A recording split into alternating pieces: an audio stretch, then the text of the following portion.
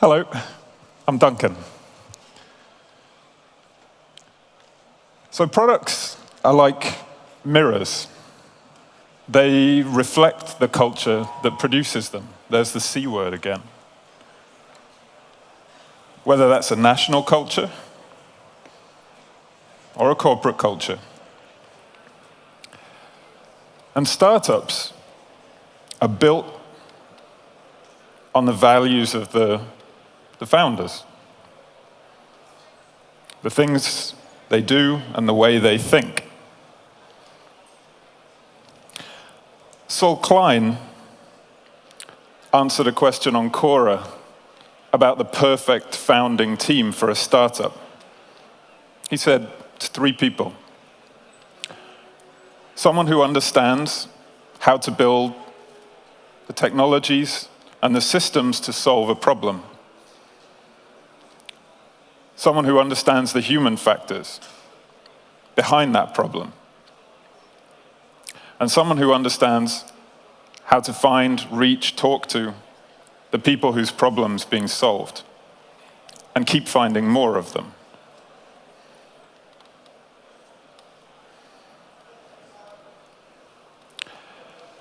So, I believe that design is more than look and feel.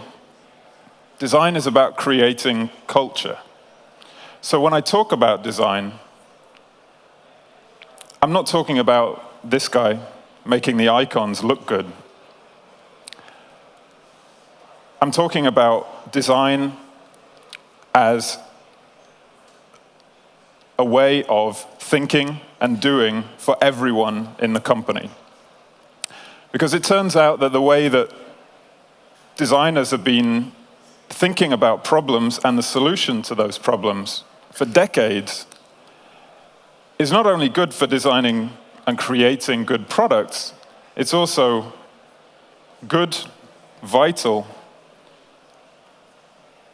for designing the businesses around those products and the companies that make them. Since I left design school, I've evolved from designing features to designing products to designing businesses and now running companies. So I wanted to share a few of these design behaviors which I've found useful so far.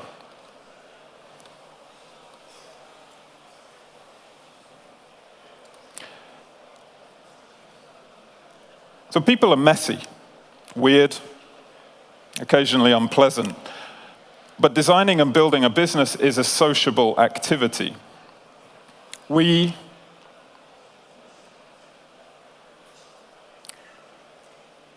design for people. We work with other people. We sell to people, and we make partnerships with people. So for us to hide away in a cave with a can of Red Bull, polishing our product until it's perfect in isolation, doesn't work. We need to build startups that love being with people. We need to build sociable companies. And designers are taught to observe, to understand, and to empathize with people.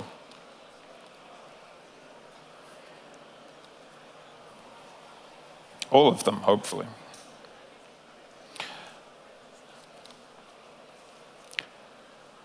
Startups don't have the luxury of building white elephants. So we need to understand the problem that we're solving before we fall in love with a solution. There's another way of seeing it.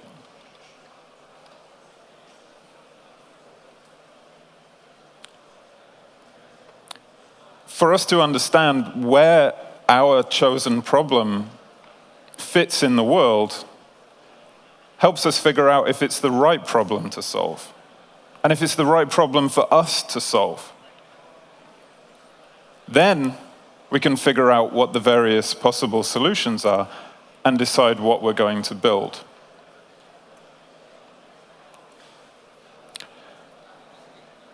So better is a dangerous word because it usually means more. More features, more power, more megapixels. But startups are about different. We do new things, or we create new approaches to existing things and new combinations of existing things. They say there's nothing new under the sun. So we need to see the same problems that our competitors see, but see them in a different way. I watched a large team spend a year putting all the features of a digital SLR camera onto a mobile phone. Instagram saw the problem of photography differently, and they made something better.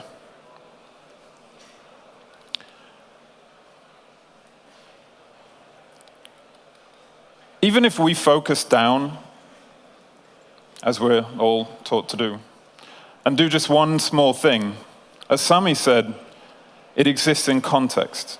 Nothing exists in a vacuum.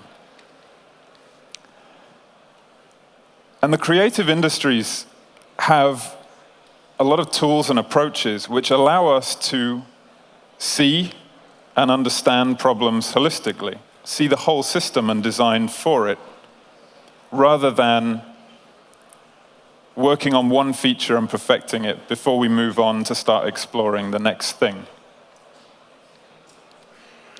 So designing the whole is a critical part of creating good product and good experience. We're told to fail fast, and prototypes help us do that. A good prototype helps us get our thoughts out into the air, into our hands. And we can prototype everything: product, service, business model, environment, messaging. Remember, even a spreadsheet is a prototype. And lastly, I want to talk about being scared. So, design is as much about asking the right questions as it is about finding the right answers. So while it's absolutely not okay to not know the problem that you're solving, it's absolutely fine not to know the right answer. So accept and even learn to enjoy that feeling of not knowing the right answer when you're standing at an empty whiteboard. Because if we rush to choose the obvious solution, because it feels comforting, we end up doing the same stuff everyone else is making. And that's not what being a startup is all about. Thanks very much for listening.